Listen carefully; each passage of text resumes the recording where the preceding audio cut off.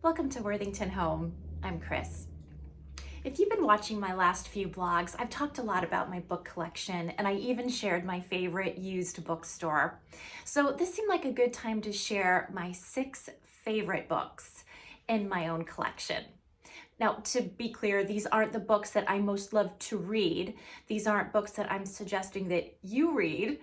These are books that just really capture my approach to book collecting and what kinds of things I look out for when I select books at bookstores or antique stores. So we're going to start with the first 5, and they're in no particular order. But the best book in my collection, I'm going to save for last. So I really hope you'll stay with me so I can share that with you. Number 1 is The Home Manual. Specifically, it's called The Home Manual, Everybody's Guide in Social, Domestic, and Business Life, a treasury of useful information for the million. Quite a mouthful. This was the first antique book I purchased that started my entire collection. Before that, I would pick up used books pretty regularly. Even as a child, I did that.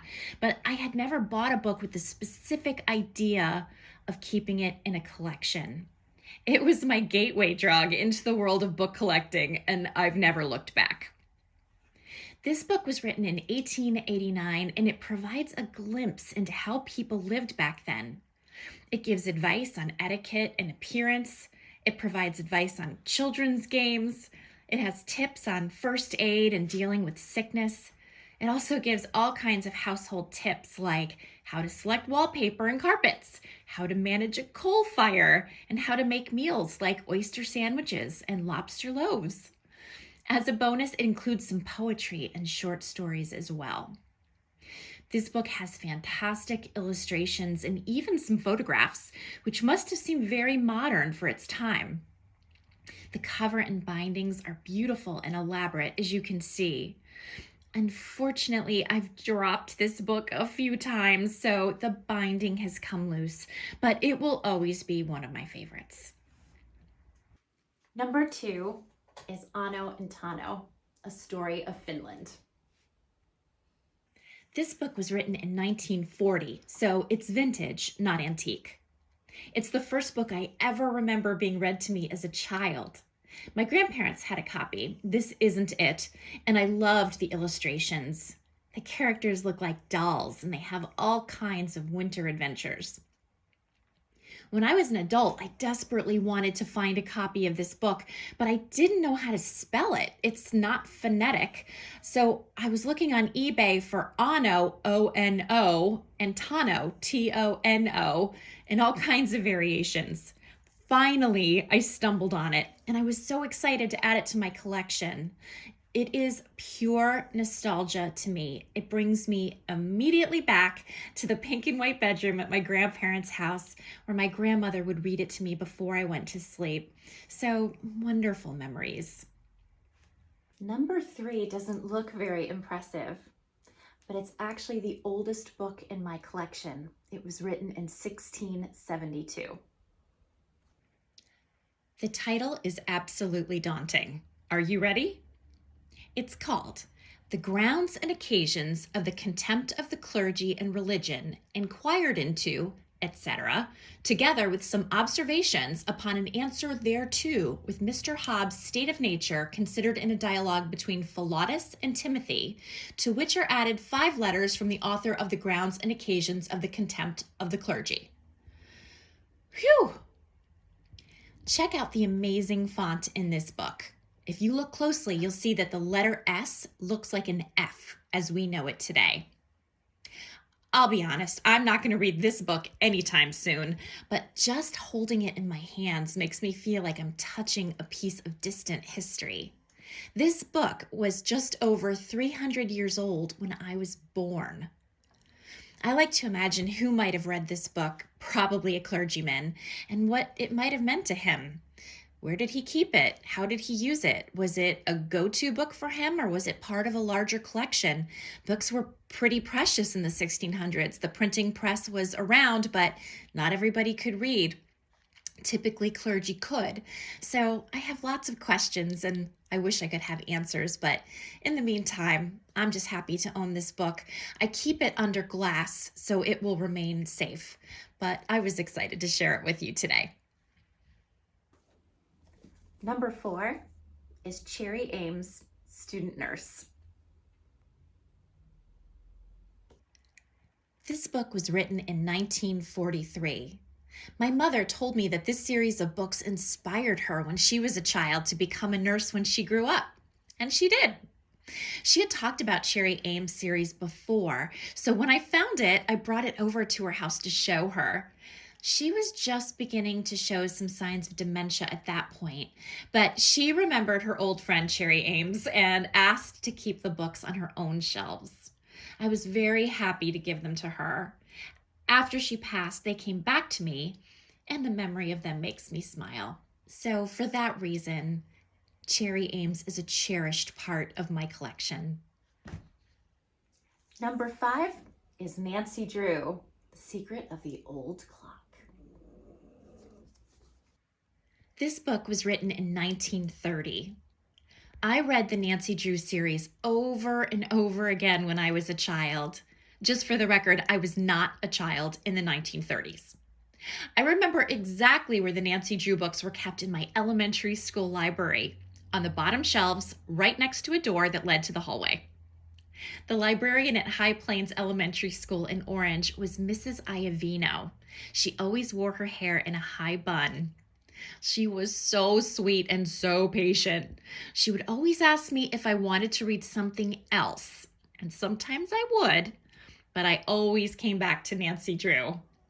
So when I think of going to the library as a child and picking out a book to read, Nancy Drew is what I think of, and that's why it's so special to me. Okay, drum roll, please. My favorite book in my entire collection is this tiny little guy called Addies Party. There's no date on this book, but I can tell by the color and binding that it was written in the later 1800s. It's one in a series of books about a little girl named Addie. They were given to a real girl named Addie S. Davis from another girl named Maggie, maybe her friend or relative. I can imagine that Addie Davis was excited to have a book series with the same name that she had. I like to imagine that she read them and maybe kept them on a special shelf. I like to think that these books were treasured by her. But this book has a dark twist. Inside, there's a little envelope that says Mary D. Roussel, something like that. It's hard to decipher the last name, as you can see. When I open it, it says, "Yourself and family are respectfully invited to attend the funeral of Addie S. Davis from the residence of her father, George Davis, in Haverford on Thursday morning, May 1st, 1873, to meet at the house at 10 o'clock. And here inside, there are 2 calling cards. One just has the name of the person who left it. And this one is really hard to read, but I think it says, "By this my handwriting, I promise to pay all the love that I owe thee forever and A." Or I don't know. So the little girl who received these books seems to have died, which is so sad. And the mementos left inside her book give us a little glimpse into some of the rituals surrounding death at that time. The funeral invitation on plain paper with the black border, and the calling cards presumably left at that time.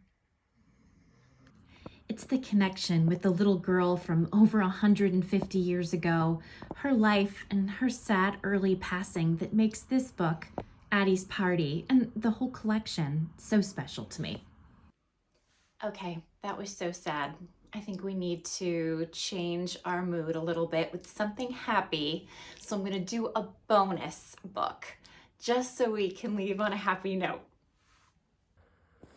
Gotti's Lady's Book was published by Louis A. Gotti in Philadelphia from 1830 to 1878. It was known as Queen of Monthlies or monthly publications. Addies was expensive for its time. Subscribers paid $3 per year. And at its peak, it had over 150,000 subscribers, which was vast for its day. Addies offered poetry, articles, sheet music, and engravings, but it was best known for its hand-tinted fashion plates of women's dresses. Almost every issue provided an illustration and pattern with measurements for a garment to be sewed at home. Edgar Allan Poe had one of his earliest short stories printed in Addies in 1834, and a lot of other notable authors were featured as well. Addies avoided discussing any political issue and made no mention of the Civil War while it was going on. As a result, they lost a lot of readers at that time. The magazine was sold in 1877 and finally went out of business in 1896. Addies deserves a mention on my list of best books because it captures the fashion and interests of its day.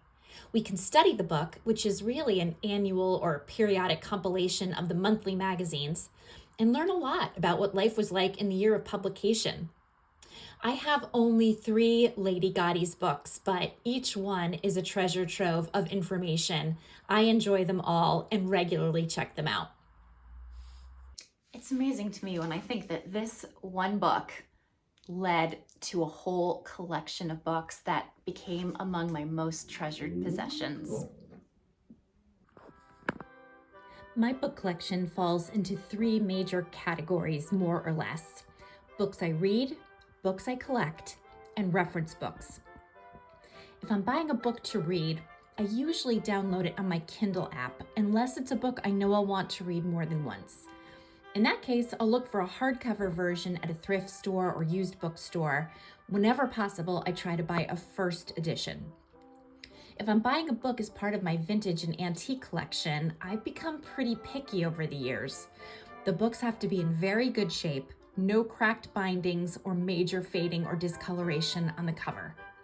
I look for antique books about running a household, health or medicine, temperance, etiquette, child rearing. I'm very drawn to books from about 1880 to 1920 because they often have very elaborate details on the spine as well as great illustrations. I no longer buy old books that don't have a copyright date. I love leather-bound books, particularly collections by one author. The older, the better. I often get those at auctions for good prices. I also love to pick up books that have a strong vintage vibe, like the Cherry Adams and Nancy Drew books I showed you earlier. Interesting topics will always catch my eye, like books about history, like the history of presidents or royalty. I enjoy old travel books as well. Reference books for me are usually coffee table type books that I plan to use for ideas about home decor or gardening. I'd also put cookbooks in that category. I can often find them at excellent prices, again at thrift stores and used bookstores. If you're thinking of starting your own collection, my advice is to buy what you love. Don't worry about whether it will go up in value. It probably won't. Don't concern yourself with what other people think. Peruse the aisles of any bookstore and see what calls to you. If you love it, it will make a great addition to your home. I hope you enjoyed spending this time with me and getting to know a little bit more about my book collection. And I hope it inspires you to consider maybe picking up some antique or vintage books yourself. It's a very compelling hobby. Once you start, it just opens a whole world of collecting. And actually, before I go, I want to share with you this great saying that I saw on Facebook. It says, "I just discovered the term book dragon, and I have never felt more seen in my life. Unlike a bookworm who reads like their little life depends on it, a book dragon hoards books like treasure. I used to think I was a bookworm, but now I know that I was very, very wrong. Mind-blowing." I am definitely a book dragon. Started out as a bookworm. I'm still a bookworm. But now I think even more so, I'm a book dragon. So I'm going to wear that title with pride. So that's what I have for you today. Thank you so much for joining me. If you like this video, please hit like and subscribe, and I hope to see you next time.